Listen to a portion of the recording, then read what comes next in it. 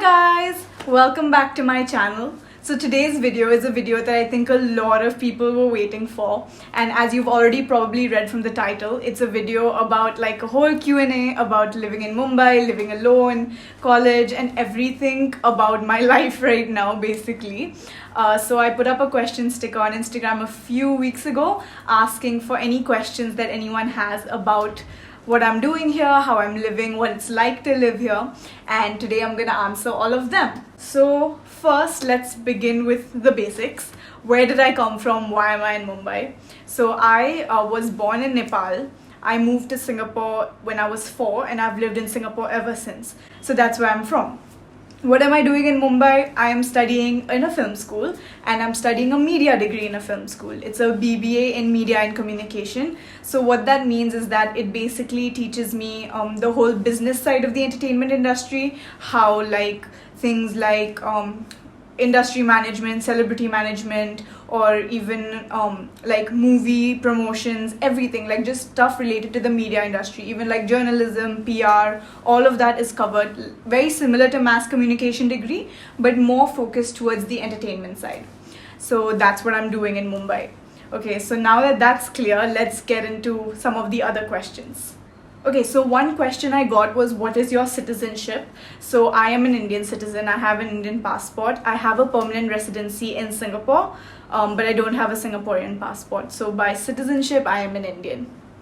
Okay, so one other question that I got here and that I get a lot is, why did you leave Singapore for India? Singapore is so much better for education than India.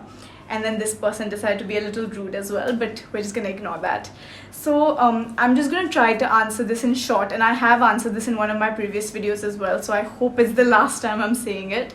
I've always been interested in like the entertainment industry and the creative side of things, in the arts and all of that. And I personally felt that in Singapore I was not able to, fully expand my outlook towards all of that. And obviously to do something creative, you need to have a very, very open mind. And I just felt that in Singapore I was not going to get that kind of exposure. Secondly, I'm just not very fond of the Singaporean education culture and uni culture in general. I find it to be way too competitive, even more than India.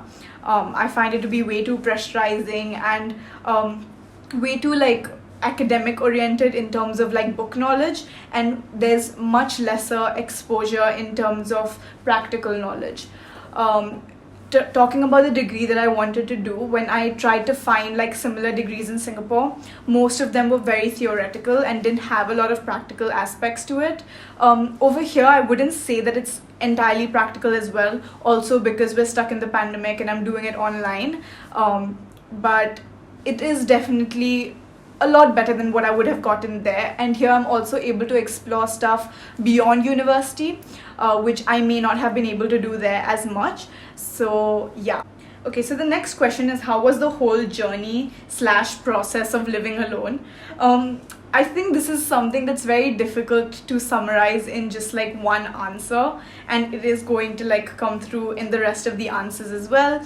But if I had to just say one thing about it, I have to say it's very, very liberating and extremely eye-opening. When you're living with your parents, you don't have to worry about a lot of things. They get 90% of the stuff done for you. If something's not working at home, they'll call the repair guy. If there's some problem, they'll deal with it. When you're alone, you are really all alone. You have to deal with all of this kind of stuff yourself.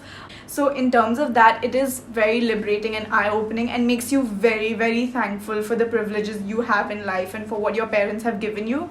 But at the same time, it's also good because you really get to live life on like your own terms. You're really in charge of yourself, and it's up to you whether you want to screw yourself up or you want your life to like take a really good turn. So in that sense, it teaches you a lot. And yeah, I hope that's kind of a good summary of what the overall experience is like. Okay, so this is like a more technical question. It's, how is the cost of living, accommodations, expenses, etc., and how different is it from Singapore? Okay, so India as a whole is much, much, much cheaper than Singapore. That's for sure. And that was also one of the reasons why I chose to come here. Now, if we talk about like my monthly expenses, day-to-day expenses, I'm just gonna open up like my app here. This is like my money manager app. And so if I look at like the past few months, I would say I spent anywhere between like 40 to 50,000 a month. That would be my general expenses. Definitely for the first 2 months when I was moving in, it was a lot more. It was like 90,000, 70,000, all of that, because obviously I was still in the process of moving in. I didn't have a lot of things in the house that I needed to constantly purchase. So but once you have settled in properly, I would say like it is very much possible to live on like 40,000 or even less, to be honest, in a month. Now if I look at my exact expenses, so my rent is 18,000 a month. It's 18,000 a month, and for that I have this entire room. Then if we talk about things like food, every month on groceries I spend somewhere between 3,000 to 4,000 rupees, and that's because I don't eat out a lot. I mostly get my cooking done at home. I have a help that comes in to cook, so for lunch and dinner she takes 2,500 a month. Breakfast I just like make it myself or whatever. Otherwise my eating out is like 1,000 rupees a month, because like I mentioned, I hardly eat out. In terms of things like transport's pretty cheap here. But I've been traveling a lot recently because of my internship, so this month I've spent about 3,000 rupees on transport, but otherwise it's like 400, 500, because I don't go out much either. Then if we talk about what else, bills, my electricity bill per month for the entire house comes up to like 900 or max to max 1,000 rupees. Also, I don't really turn on my AC a lot because I live in like a flat which is really sheltered from the sun, so it doesn't get very hot. So yeah, it's about 1,000 rupees for the entire house. My phone bill is like 400 and 500 rupees a month. My Wi-Fi is 470 rupees a month. And yeah, that makes up like majority of your expenses, honestly. There's other stuff like if you're purchasing, like if I'm buying skincare products or all of that stuff, or if I'm buying gift for a friend or something, then that's gonna cost you a little bit more. But otherwise, yeah, that's pretty much the expenses, and it's definitely way, way, way cheaper than Singapore. In comparison, in Singapore, the rent of one room like this would probably be somewhere between $800 to $900. That's like 40,000 rupees. That's my entire month's like expenditure. So definitely way cheaper. Next question. How do I pay my bills? So this is like a follow-up. I'm still in college, so my parents pay my bills for me. I'm not earning enough to be living on my own, so that's that. Okay, so this question is, you're living in Mumbai. How do you manage to be safe during night outs and outings? So first of all, I've barely had any night outs and outings since I've come, because clubbing's like a no-no right now. But even other than that, I would say that Mumbai is pretty safe compared to the rest of India, thankfully. I have gone out with my friends and come back by like 12, 1, and I've never really felt unsafe. That being said, I always make sure I'm with someone. I never really travel alone at night. The latest I would come back home alone would be like 9 p.m. But other than that, I've never really felt unsafe in the last 7 months that I've been here, so that's a really good thing. Okay, the next question is, how long did it take for the house to be fully set up? Like 3 weeks. It didn't take very long. The only stuff that did take a bit more time is like decorations, so like the mirror behind, or like this thing, or even like my wall hangings and stuff, which you can go see in my setting up vlog. Those I did like a bit later because I was busy with exams, so I didn't really have the time to like look into setting up. But other than that, it really did not take me much time. Next question is the favorite part of living alone. Like I already mentioned, the fact that you have the entire control to your life, and also the fact that you just have your own peace and like space. You come home, if you're like really tired, you just have that space to yourself, and it just feels really good. Okay, so this question is from Vrithi, my friend from Singapore, and she says, so now do you understand my tension, anxiety and stress in Singapore from time to time? So first of all, I want to say that I never ever underestimated or downplayed that, because I can, even when I wasn't living alone, I can totally imagine how stressful it is. But I can definitely say now I have experienced it for myself and I know what it feels like. Difficulty you faced, so many, I can't even name one. I think more than like practical and physical difficulties, it's more of like emotional difficulties, where you really have to just remind yourself why you're here every day, and remind yourself what you came here to do. Why are you away from family, how worth it is. That's the biggest difficulty for me, at least. Just making sure you stay emotionally strong and grounded at all times. Question is, any advice for other foreign bred NRIs thinking of moving back? Yeah, for sure. I think come with an open mind. If you are looking to move back, I think you would already know about all the difficulties that come here. It's not as systematic as other countries are. It's not as clean. It's there's stuff that's not as easily available. Mumbai is still great. Other cities are even like a little bit more still developing. But just come with an open mind. You already know what you're going in for. Just make sure you really know why you're doing it, why you want to move, and just keep focusing on that and look for like the positives in it. So for me, one of the biggest positives I always think of is that it's so much more cheaper to live here. Like even if I was living back in Singapore with my parents and like going to uni there, I feel like I would be spending about the same or maybe just slightly lesser than I'm spending here, because of how expensive Singapore is.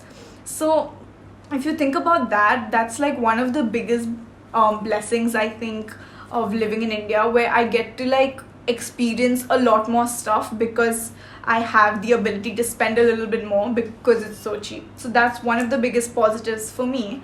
You will have to find that positive for yourself and that reason for yourself as to why you want to move to India. And otherwise it's a really good city anyways, country anyways. It's fun. There's a lot to do there's a lot to explore in India. There's so many trips that you can go on just like nearby, and it's not that expensive. There's a lot of pros to it, honestly. So yeah, that would be what I would advise. So the next question is, biggest lessons you learned in the first month itself.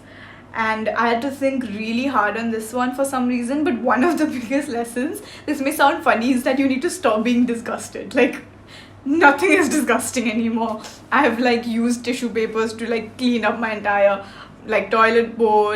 I have like picked out like food from the drain. I've picked up a dead cockroach with a tissue paper. Like I'm not even like disgusted by things anymore, and you just have to like get used to it, because no one else is gonna do all this for you.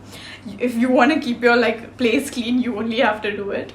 So that was one thing. I think another thing I learned is that you need to be okay with things not being perfect all the time, because there's only so much you can do alone.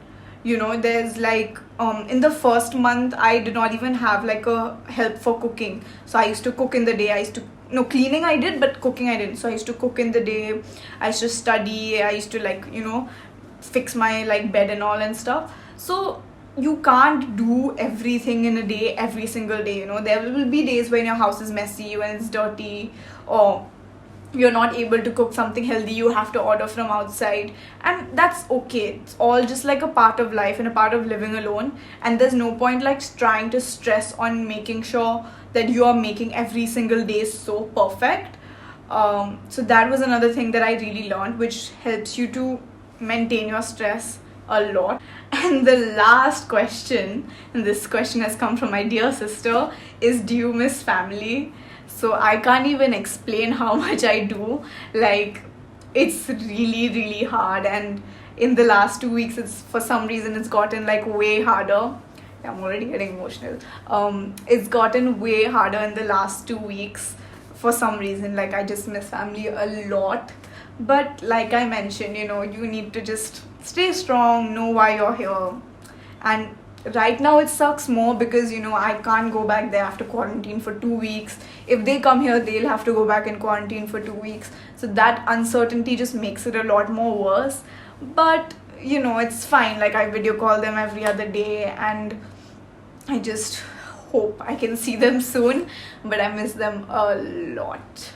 So with that, I come to the end of this video. Thank you so much to everyone who sent in questions. I really had a very good time answering all of them. I hope I answered anyone's doubts who's looking to move to India for uni, or like just preparing to go to uni and has like a lot of uncertainties about it. I hope I gave you some advice. I don't know what place I am in to give advice, but I hope I could have helped you in any way, or even if you just found it fun to watch this. If you have any other questions, do let me know. And if you want me to make any other different kind of videos, like vlogging my like day in a life here, or any particular experiences you want me to share, do let me know. Other than that, please like, comment, share, and subscribe to my channel. Also follow me on Instagram. My handle's in the description, and I'll see you in my next video. Bye.